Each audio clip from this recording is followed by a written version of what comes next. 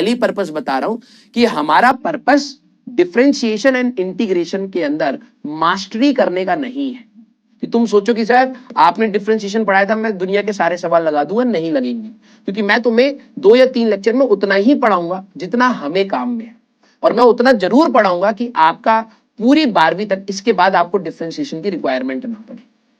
Maths की differentiation और high level की जाएगी, उसमें और भी अच्छे अच्छे क्वेश्चंस का आपको कंपाइलेशन मिलेगा। तो तरुण सर उसको आपको जब भी वो उनके लेक्चर प्लानर में आएगा तो वो पढ़ाएंगे। तो आपको यहां पर सिर्फ उतने पर ही फोकस करना है जो फिजिक्स की रिक्वायरमेंट है। तो ये डिफरेंशिएशन फिजिक्स के ओरिएंटेड होएगी, इंटीग्रेशन भी फिजिक्स की ओरिएंटेड होएगी। जब आपको मैथ्स में इंटीग्रेशन पढ़ाई जाएगी that will be in class 12th, 12वीं क्लास। तो आप देखोगे वन ऑफ द, मतलब बोलना नहीं चाहिए, one of the most irritating chapter of maths is integration.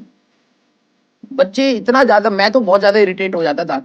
Maths की इंटीग्रेशन भाई दिमाग की दही कर देती है, क्योंकि इतने सारे फॉर्म्स होते हैं। इंटीग्रेशन बाय सब्स्टिट्यूशन है, ये है, वो है, पार्शियल फ्रैक्शन है, बहुत सारे मेथोडोलॉजीज हैं, आइलेट फंक्शन है। तो इंटीग्रेशन सबके बस की बात नहीं होती, सच बता रहा हूं। तो मेरे तो बस की बात नहीं थी इंटीग्रेशन, मैं बहुत परेशान रहता था। लेकिन कभी भी उस इंटीग्रेशन की वजह से मेरी मैथ्स की, वो फिजिक्स की इंटीग्रेशन में कभी कोई दिक्कत नहीं। अब तुम बोलोगे ऐसा कैसे हो सकता है सर? आप कह रहे हो कि आपकी मैथ्स वीक थी लेकिन फिजिक्स आपकी स्ट्रांग थी। हाँ, मेरी मैथ्स वीक थी लेकिन मेरी फिजिक्स अच्छी थी। पता है क्यों? क्योंकि मैथ्स में आपको बहुत सारी ऐसी एक्स्ट्रा चीजें पढ़ाई जाती हैं जो फिजिक्स में उसका कोई लेना देना नहीं। मतलब ठीक है, आपको उतनी ज्यादा चीजों की रिक्वायरमेंट फिजिक्स में नहीं पड़ेगी। एडवांस तक की अगर मैं बात करूं, जितनी भी मैथ्स की रिक्वायरमेंट पड़ेगी हम आपको ये 7-8 लेक्चर या 10 लेक्चर में करा देंगे, मोर देन सफिशिएंट। हाँ, जैसे जैसे मैथ्स आगे होती रहेगी तो आपका भी मैथमेटिकल एप्टीट्यूड बढ़ता रहता है, नो डाउट। तो आपको थोड़ा सा सपोर्ट होता रहेगा, आपको चीजें और बेहतर रूप में समझ आएंगी। लेकिन अब मेरा काम यह है कि आपको फिजिक्स में डिफरेंशिएशन एंड इंटीग्रेशन कैसे करनी है, क्यों करनी है, कब करनी है, इसके बारे में बताऊं, और मैक्सिमम से मैक्सिमम क्वेश्चंस की हम लोग प्रैक्टिस करते हुए चले। ठीक है, जो बच्चा सीरियस होगा ना उसको, अब तुम कहोगे नहीं सर मेरे से ना 5 सवाल नहीं बने, तो क्या हो गया भाई? तू कौन सा मिस्टर परफेक्ट है, दुनिया के सारे सवाल लगा देगा एक बार पढ़ाती है? तो तू गधा ही ना, तो गलत तो होंगे ही चीजें, हाँ या ना? तो तेरे को ये समझना है कि हाँ, ओवरऑल कॉन्टेक्स्ट समझ रहा हूं कि अप्रोच क्या होती है। प्रैक्टिस करते जाएंगे तो ये चीजें और सही हो जाएंगी। क्लियर है क्या? यस, थोड़ा थोड़ा समझ आया? हाँ बेटा, कुछ बच्चे तेज होते हैं, उनको काफी समझ आता है, कुछ बच्चे स्लो होते हैं। मैंने यही बात बताई कि हम भी कुछ चीजों में स्लो है। तो आपको क्या करना है, ये स्पीड आपको थोड़ी सी और बढ़ानी है, और विद टाइम, अभी 2 साल है, इनफ टाइम है, आप आराम से बढ़ाएंगे तो हो जाएगा। क्लियर? यस। तो सर आप क्यों पढ़ा रहे हो, आप तो फिजिक्स के टीचर हो। बिल्कुल, प्रॉब्लम ये है क्योंकि अगले चैप्टर में हमें इस टॉपिक की रिक्वायरमेंट है। अब या तो मैं तरुण सर पे वेट करूं कि भाई जब तरुण सर डिफरेंशिएशन करा देंगे तब मैं इस टॉपिक चैप्टर 3 को स्टार्ट करूंगा, या तो ये हो। लेकिन ऑब्वियस सी बात है, अगर आप देखेंगे डिफरेंशिएशन बाद में आएगा, तब तक हम लोग आइडल थोड़ा ना बैठ सकते हैं।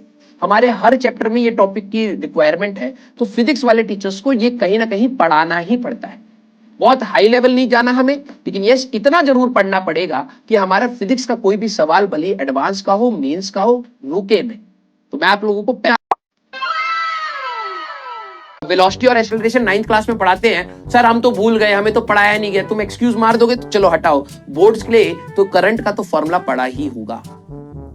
सर नहीं सर हमारे तो बोर्ड्स में भी मार्क्स कम थे। तो तू यहाँ क्या कर रहा है भाई? तू जा भाई कहीं बड़ी बड़ी जगह पर काम कर।